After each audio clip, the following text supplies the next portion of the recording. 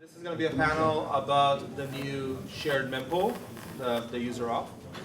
And so I'd like us to start off first by everybody going around and introducing themselves. So I think we'll start with people joining us remotely. So in no particular order, feel free to start off. People online. Can you guys hear me? Yes. Okay, perfect. Okay, I guess I'll start. So I'm Marc, I'm from the Candide team, and we contribute to 47 account abstraction with, so I guess like today's topic with the Voltaire Ponder, and we participated in having the shared mempool live today. And yeah, I'll leave it to Vid and Noam to take it from there. Yeah, hi, my name is Vid. I've been working in the blockchain and Ethereum space for the past 5 years. I'm currently a PhD candidate, but I have been working on Silius for the past 1 year and a half, which is a account abstraction bundler for 337. Cool, and I'm Noam here from the Alchemy team. Been working on account abstraction infrastructure for a little over a year now. On the bundler side, we wrote Rundler, which is our terribly named Rust bundler, and excited to be joining the conversations on P2P now. I'm Yoav Weiss, the Ethereum Foundation. Yeah, Yoav Weiss, Ethereum Foundation, and I've also been working on account abstraction. Hello, I'm Kristof, founder of Pimlico. We are the builders and maintainers of Alto bundler implementation, verified paymasters, ERC20 paymasters, and also permissionless JS, trying to make it easy to get started building with smart accounts in a vendor neutral way. This doesn't seem to work. Hello. Hey, I'm Partha, the CTO of Etherspot. We are again another account abstraction company, and we have built the shared mempool, and Skanda is the first implementation of the P2P spec and bundles. Thank you. And I will be the moderator of this panel. My name is Tom. I'm with Ethereum Foundation as well, and I'm the product manager for the ERC 4317. So I guess the first question is, why is the user op, why is the mempool important? After all, users currently use ERC 4337 using, the bundler RPCs, they get included. Why should users even care if the bundler they're sending their user ops to is using the mempool or not? I mean, it currently works, so what's the deal? Yoav, you want to start off maybe? Yeah, so ERC 4337 was all about the mempool from day one. That's what all the protection was for, because we want to have decentralized access and censorship resistance for account abstraction, which means that you can't, you shouldn't use one relay that sends your transactions and could stop sending them at any point. So as a user, you definitely benefit from having a public mempool. For the same reason, you need a mempool on the blockchain itself. Anyone else wants to add more? Maybe some people, online? Yeah, the 3 points for me on the fundamental are what you have mentioned, censorship resistance. You have no single point of failure. This is all based on infrastructure, and you don't rely on one ingress point to your smart account. And the last is you actually economically will get cheaper fees as a user because you have dynamic fee markets. So bundlers will execute user ops and compete for executing them for user fees, pushing the price down for end users. So in theory, it should be slightly cheaper as well. That's interesting, because that also kind of ties into my next question, which is, so what's the incentivization for the bundlers themselves? Why would they want to use the shared mempool as opposed to just offering this centralized service? Maybe someone who's running a bundler. Right. So, I'll start off. Pimlico probably has experience. In case of CyberConnect, they had numerous, extensive number of user ops being submitted, and I'm sure you had to scale up your infrastructure quite a bit, and you would have incurred a lot of costs. in spite of all that, there would have been scenarios where certain user ops had taken longer time to get confirmed or added to the blockchain. Now, with shared mempool, not only does these such scenarios reduce because the user ops get propagated to other bundlers that are connected and chain, and you can achieve faster finality. And the team that is running the bundler service need not have to scale their infrastructure too much just to accommodate a sudden spike in the number of users, the traffic that comes in. So that's one advantage.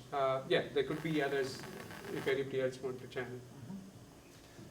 Yeah, so, okay, so having the mempool, like you said, gives the spillover capabilities. So there is always an incentive for people to run more bundles. So if the current bundles are not handling all the traffic and the mempool becomes full, it makes sense to launch more of them, and they can come from any project. And on the other hand, when there isn't enough traffic, then it saves costs, because if you have like maybe it's not profitable to submit a bundle because you only have one user op and it's not paying enough to make it worthwhile, including paying the 21K stipend and including it himself. But if you put it in a public mempool, then someone now, and now there are like 5 that were submitted to different bundles, 5 user ops, and now someone is going to take all 5 and bundle them together. So it has a benefit when the traffic is low and a benefit when the traffic is high. Anyone back home wants to add anything? I think the last piece too is like all of the validation rules built into the bundlers to facilitate such a P2P mempool builds the right substrate to move towards enshrined AA over time. So like over time, these transactions, whether they're managed transactions or not, will have to gossip on the blockchain. And this gives us like an incremental step to getting to that end state. So this might be a silly question, but I think there are maybe some people who are still need to know why can't we just use the main Ethereum mempool? I mean, why do we need a new mempool altogether? Isn't there like a way we could kind of piggyback on the existing one? Okay, so yeah, we need to. We can't use the normal transaction mempool because of denial of service attacks. Because transactions with EOA, transactions can only get invalidated in very rare conditions. An ECBSA signature that was valid cannot become invalid later, and the key for the account cannot change because the key is the account is EOA. And the nonce can only be advanced by another transaction from the same EOA, which has to pay a higher fee in order to be in the mempool. The ETH cannot be drained out of the account except by another transaction from the same. So therefore, a transaction in the mempool that is valid is basically going to stay valid. And with the account obstruction, so with the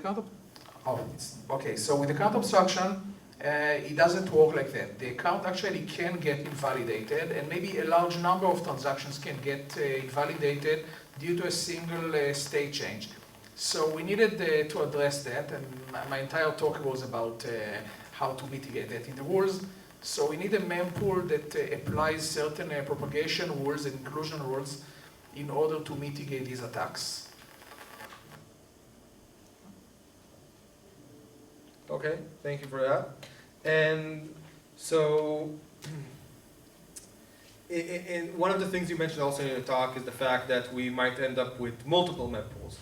And so, you said it's like bad, but you also said that sometimes bundlers would actually want to do that. So, is it good? Is it bad? Is it both? Like, how do you see that? Partha, if you want to take it? Yeah, I mean, I would say it is not necessarily bad. I mean, all bundlers would have to support the canonical mempool, which they would, but certain bundlers or certain companies might decide to agree on certain exceptions which seem to be agreeable at least for them.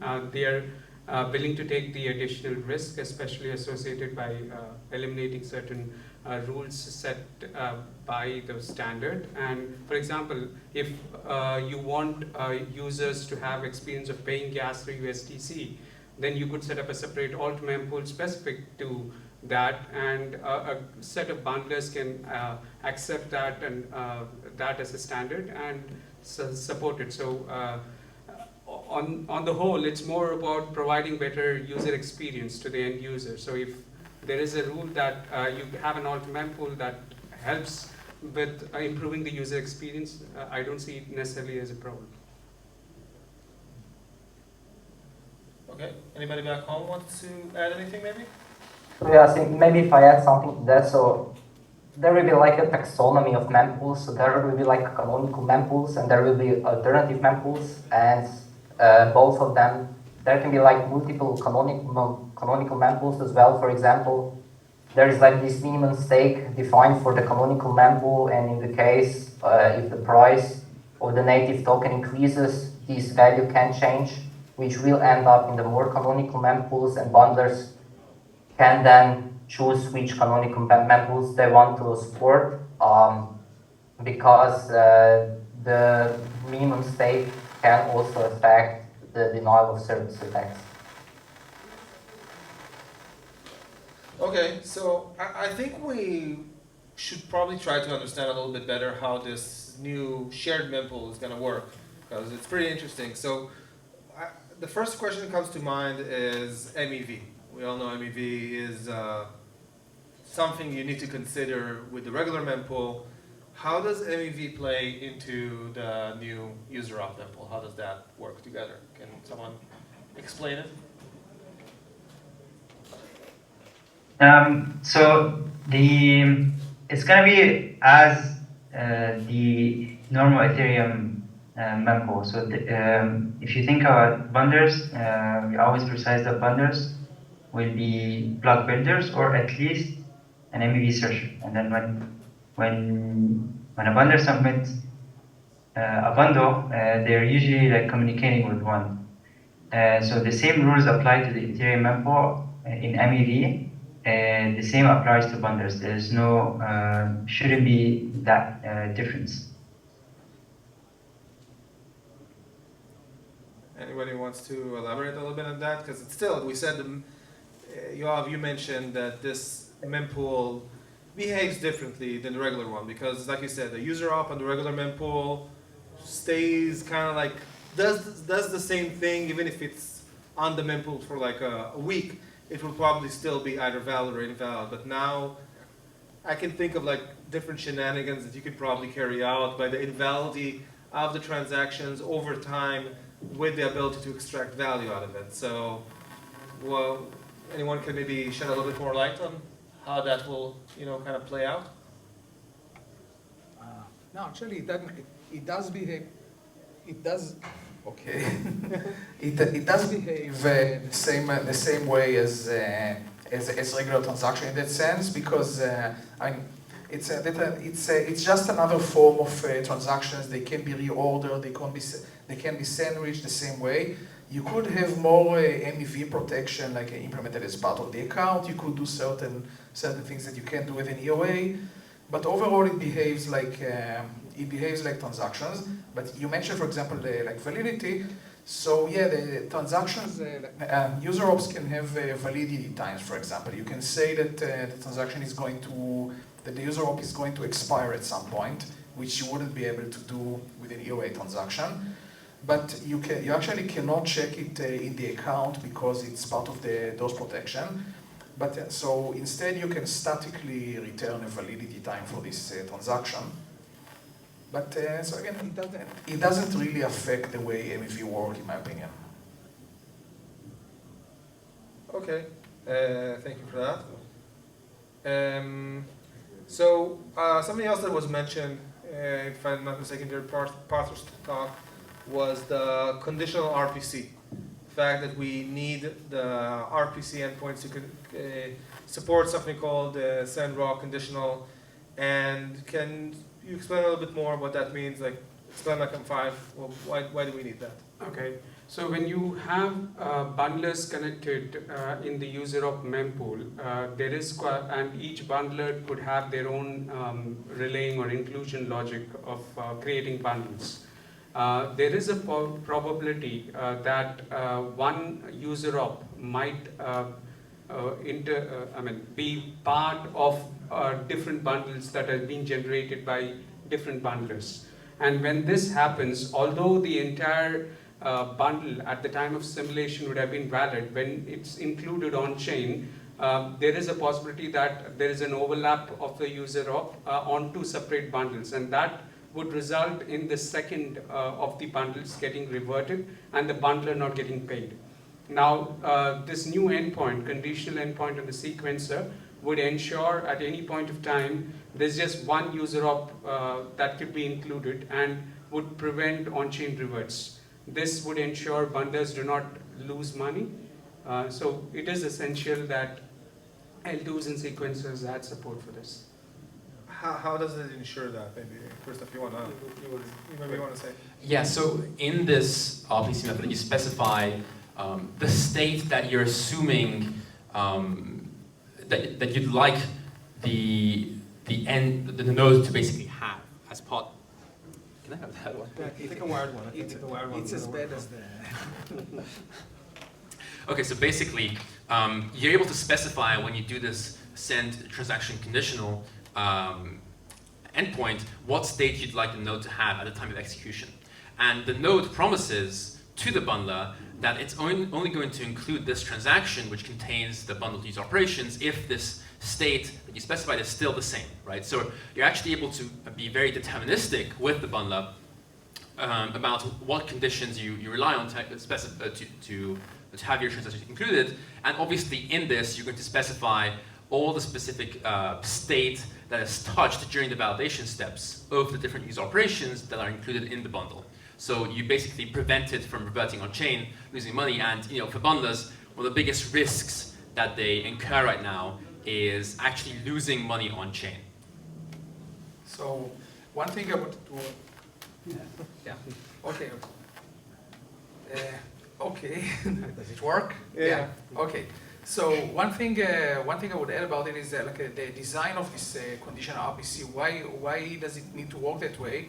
Because you could have other. I mean, what you basically want is revert protection, but revert protection, the kind that, for example, the Flashbots relay gives you, is quite difficult. Is quite difficult to do. It means that the relay, or in this case, the sequencer, would have to simulate the bundle, see that it doesn't revert, and only then include it.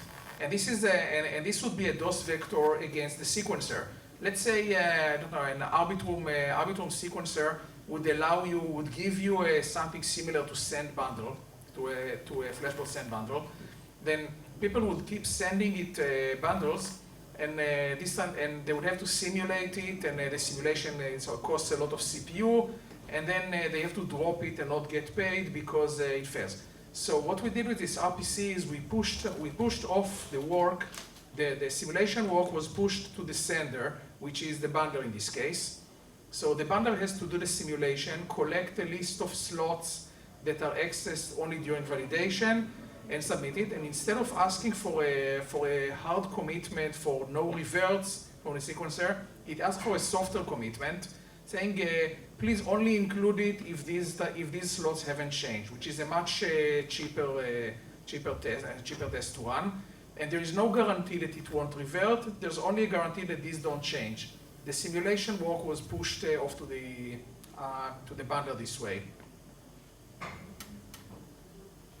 Does anyone back home want to add anything, or should I move on to the next question? Yeah, I guess like the meta point. Oh yeah, go ahead. Yes, maybe one thing to add is that this conditional RPC endpoint is on the node level. So, for example, if you are using Flashbots, you are relying still on some external centralized services for the protection, while this endpoint is implemented on the node level, which is much better and decentralized. Yeah, and the point I was going to add is like a lot of these idiosyncrasies come from the fact that there's this separation between the bundler and the block builder, regardless of the network, and that the block builder can kind of guarantee the results of what happens at n+1, whereas the bundler has to depend on the block builder for these outcomes. So there's a lot less like execution time guarantees you get at bundling than you do at block building, and it's interesting to think about the path to convergence there as well. Okay, so to be honest, this all kind of assumes, by the way, that bundles will finally have a lot of user ops in them, which is, if I'm not mistaken, currently is not much of the case. Currently, a lot of the bundles are like 1, 2, maybe 3 user ops. Do you think that once we have this new shared mempool, will we see bundles having a lot more user ops inside? We're hoping so. It also depends on adoption of account abstraction as such. So the more dApps support smart accounts, the more there will be more user ops generated, and hopefully more bundles. More user ops per bundle. It is interesting to think a little bit about the game theory here, because like similar to the conditional transaction endpoint, you can get to a situation where if like bundler A is trying to build a bundle of transaction A and bundler A is trying to build a bundle of transaction 1 and transaction 2, bundler B is trying to build a bundle of transaction 1 and transaction 3, like only one of those bundles can land, and like even if it passes validation and then you use the conditional transaction so that it doesn't get reverted on chain, that bundler just did a lot of work to build a bundle that didn't get included. So there is like a degree of, you can wait longer and try to build all the bundles at once so no one's able to clobber you, or you can relay individual transactions. And there's some like game theoretic incentives that I think need to be thought out a little bit more in terms of how do I protect myself from doing a lot of the validation work only to submit a bundle that is no longer valid because someone else included a user op that was in a different bundle that already landed on chain. Yeah, right, and this is right, and this is good for users because from users' perspective, you want faster inclusion, so you don't want the bundler to hold your user op for longer than necessary.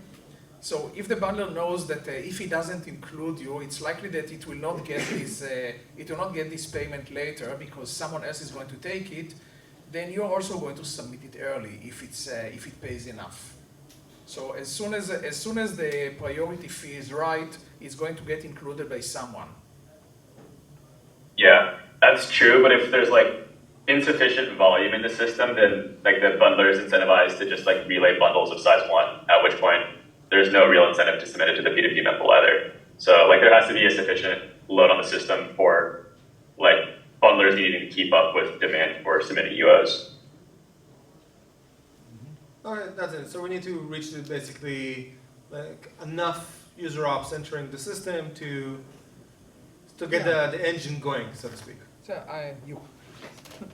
you could, but you could say exactly the same thing about the Ethereum mempool. Let's say if there was very little traffic on Ethereum for a while, then also you could say that nodes would keep transactions to themselves and not propagate it. The incentives are identical to the ones for EOA transactions, are they? I disagree because like for EOA transactions, most nodes propagating and gossiping transactions are not block builders, whereas all bundlers are technically block builders. So this is a network of total competition, whereas like on Alchemy, for example, we have no incentive to just like hold on to transactions in the mempool. Like we run RPC nodes, we relay them across the network. We don't know which validator they end up in. The validator that receives that transaction can build a block, but they're not necessarily competing against the other validators in the network. Yeah, you could. Once we have the mempool running, you could technically have bundlers or nodes that only propagate and not necessarily bundle themselves. Like maybe they are, for example, there are a service that wants to monitor if someone is running a service that monitors the mempool for some purposes, then they want to participate in a mempool to have a view, and they're going to propagate, but they're not going to bundle. So it can end up being quite similar to the mempool. Yeah, that's interesting. I wonder, I'm curious if you've looked at the design space for like leader election in a bundler network, and if that makes sense, kind of mirror what's happening on L1, so that there's less like, contention between the bundlers at any given point in time. Mm-hmm. Yeah. Oh, okay. No. Yeah. Yeah. I think it's it makes sense. It makes sense to compare it to look at the leader election, and it's But I think it's my answer would be more complicated than we should probably get in here. So, That's fair. yeah. So, talking about how the bundlers share those user ops, can someone, I know, Partha, I know you gave a talk about this just now, but maybe like a more, because I think this is really interesting, if this could be explained really simply in terms of how the bundlers actually synchronize among themselves the user operations. Is it basically like how it happens on Ethereum mainnet, or is it something like with a twist? I mean, there is a slight change. It's pretty much, the spec is pretty much based on Ethereum as how consensus or execution clients work. But there's a slight difference that every bundle or every user op that's received by a bundler, the bundler has an additional task to simulate, validate it's still valid as of that date, as of that time, and then only then propagate. So there is some additional work that a bundler does before it propagates a user op onto the peer-to-peer network. I see. So you basically, a user sent you a user op, you validate it to see that it's actually has the potential to be valid, because by the time then you throw it on the shared mempool, Yeah. and then if someone picks it up, it could be invalid by then, but at least Yes. it was valid at that point. So you're kind of like filtering a little bit beforehand. Yeah. I see. And how do you feel about, like, what's the thoughts around the fact that, you know, the bundler is doing some, because right now in the regular mempool, you don't do any work, you just relay it on, and that's easy for you. But now as a bundler, like, you're spending effort which will actually benefit other bundlers in a sense. So any thoughts around that? So, yeah, you actually do spend CPU on validation for EOA as well. It's you need to validate you need to validate an ECDSA signature. You need to load the account state and check that it has sufficient ETH balance. Nonce. You need to you need to verify the nonce. So there is a cost in any mempool to propagation. It's just a bit higher here because here there's actually EVM execution for validation. So the cost is higher, but it's the structure is quite similar actually. Anybody back home wants to add any thoughts? All right. So we're kind of reaching our time limit here, but I would ask also when mainnet, like. So next week we are having probably a discussion around fuzz testing. I spoke to Bhargava earlier today, and he confirmed he'd be doing fuzz testing on the Cephalonia mempool for the next couple of weeks maybe, and then if everything goes well, maybe towards the end of April. Ethereum mainnet first and Arbitrum, because these chains are right now in compliance with what we need, and slowly rolling out to other chains. Amazing. I think that's pretty much all the questions I have. So thank you everybody for joining us. Is there something else anybody wants to add that I haven't asked? Something they're maybe excited about or find very interesting with the new shared mempool that is going live? Maybe would love like a 30-second primer from Yoav on how the mempool looks like in RIP 7560. Oh yeah, that's a great question. So moving to native account abstraction, how is that going to look? Mostly identical, except that instead of user ops, you're going to have a transaction type 4. So the struct is different, but the rules are actually identical. That's why when we wrote RIP 7560 for native account abstraction, we also moved the rules from ERC 4337 to a separate ERC. That's 7562. This ERC now has the rules because they are shared between 4337 and native account abstraction. Once it exists, the mempool is actually, it's going to be the same peer-to-peer network, just propagating a different struct but behaving the same way. So bundlers will be able to adjust easily. The same bundlers applying the same logic will also support native account abstraction. So no meaningful breaking changes. That's what we're saying, right? Right. Okay. So I think that's going to be that's going to be it from us.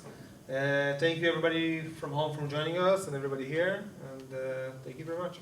Thanks, y'all. One last shameless plug is if you're a Rust dev and you want to work with the PDP Mempool, DM me. Always looking for more people to work with on this stuff. Cool. Or DM Vid too. He's also working on it in Rust. So DM either of us. We need more Rust builders on AA in general. Cool. Thanks for moderating, Tom. See you guys. Thank you. Thank you. Thank you, bye. Thank you.